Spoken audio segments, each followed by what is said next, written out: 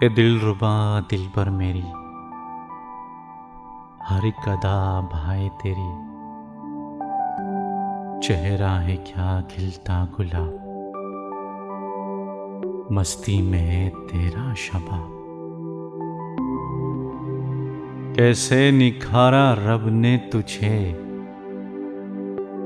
दे दे मुझे कोई जवाब। देखा नहीं तुझसा कहीं, एक हूर है या के परी। झूमे हवा छूके इन्हें, लहराए जब जुल्फें तेरी। ए दिलरुबा दिलबर मेरी, हर एक अदा भाए तेरी।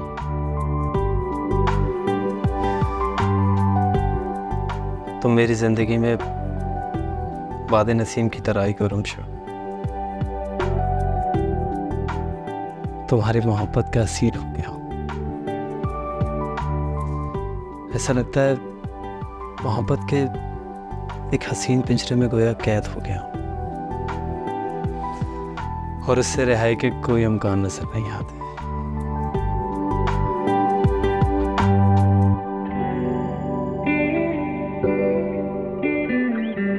मेरा हाल भी तुमसे मुख्तलिफ नहीं है मुश्तबा।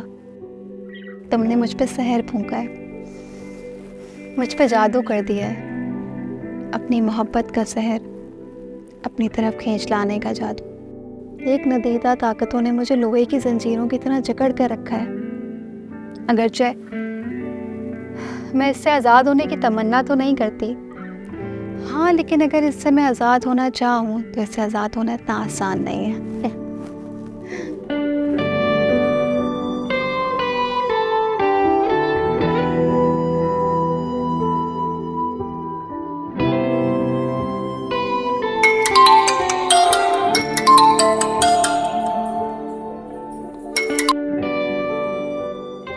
कैसे हो? तुमसे मोहब्बत करने के बाद कैसा होगा? गोया सारी दुनिया मेरी हो गई है। ऐसा लगता है जैसे सारी दुनिया मेरे ताबे हो गई है।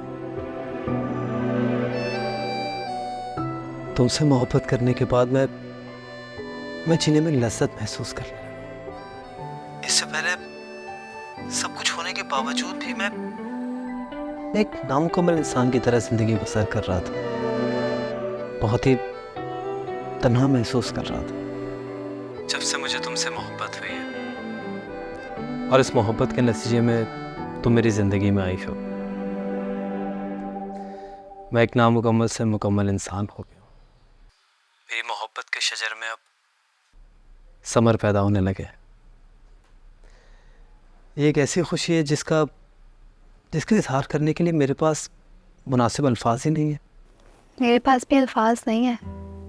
मुझे समझ में नहीं आ रहा कि मैं इस पाकीज़ा मोहब्बत को क्या नाम दूँ। अगरचे मैं तो मोहब्बत की कायल ही नहीं थी। मुझे हमेशा यही लगता था कि मोहब्बत जो है वो एक हसीन लिबास में लिपटा हुआ मकरू फरेब है। जिस्म की प्यास बुझाने का नाम मोहब्बत है। ये एक हवस का नाम है जिसको मोहब्बत का नाम दिया गया है ताकि इसके अंदर की कालक को छुपाया जा सके। ये एक नाआसूदा किस्म का जज्बा है जिसके वजूद में मीठा जहर कार फरमा है और इसे हलक में उतारने के बाद जो इस मर्ज में मुब्तला होता है धीरे धीरे मौत के मुंह में चला जाता है।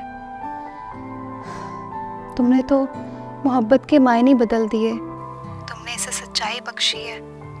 इसके वजूद में जो मीठा जहर कार फरमा था अब वो ऐसा है जैसे इंजीर की टहनियों की रगों में दौड़ता हुआ रस भरा धूप।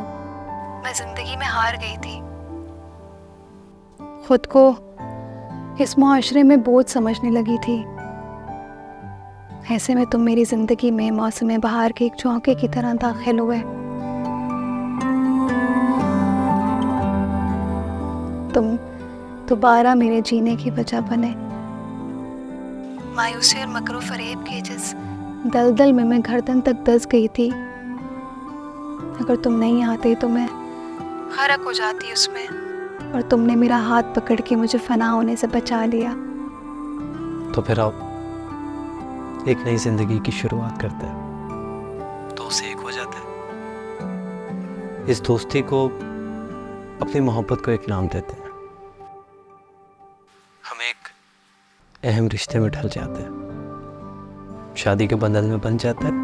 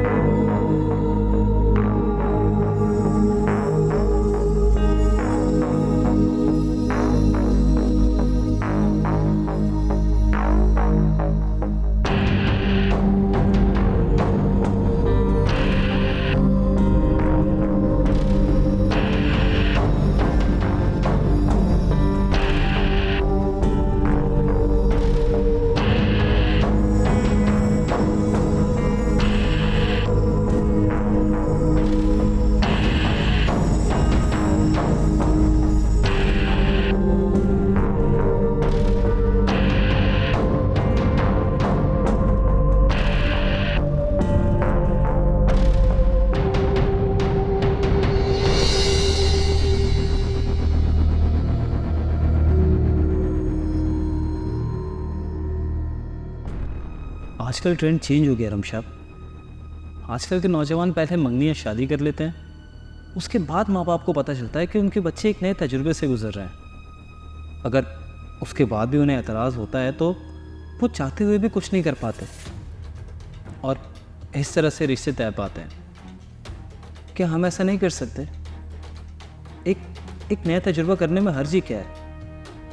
देखो, मुझे इस बात की जल्दी नहीं है। तुम मुझे सोचकर इत्मीनान से बता सकती हो।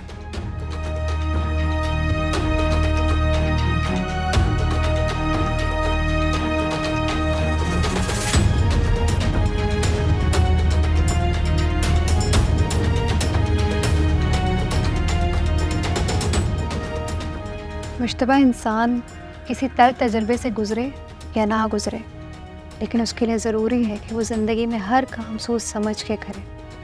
और उससे भी ज़्यादा ज़रूरी ये है कि अगर वो किसी तल्ख तजर्बे से गुज़र चुका है तो उसे बार बार ऐसे ही लोग मिले। मुझे इन सब मामलात में ऐसे लगता है कि रिश्तों के मामलात में तुक्का नहीं लगाना चाहिए। मैं ऐसे रिश्तों की कायल नहीं हूँ और ना ही मैं किसी नए तजर्बे से गुजरना चाहती हूँ, पर हमें इस मामले में बहुत ही प्रोफेशनल तरीके से काम लेना होगा। अब तुम मुझे अपने वालिदैन की तस्वीर अपने साथ सुबह ऑफिस जाने से पहले भेजोगे, और दूसरी बात ये कि जब तुम्हारे वालिदैन मेरे घर में रिश्ता लेकर आएंगे प्रोफेशनल तरीके से, तो ही हमारी बात आगे बढ़ेगी, वरना आज के बाद ये मौजू मेरे लिए कोई मायने नहीं रखता। मैं उम्मीद करती हूँ कि तुम मेरी ये बात अच्छे से समझ गए होगे।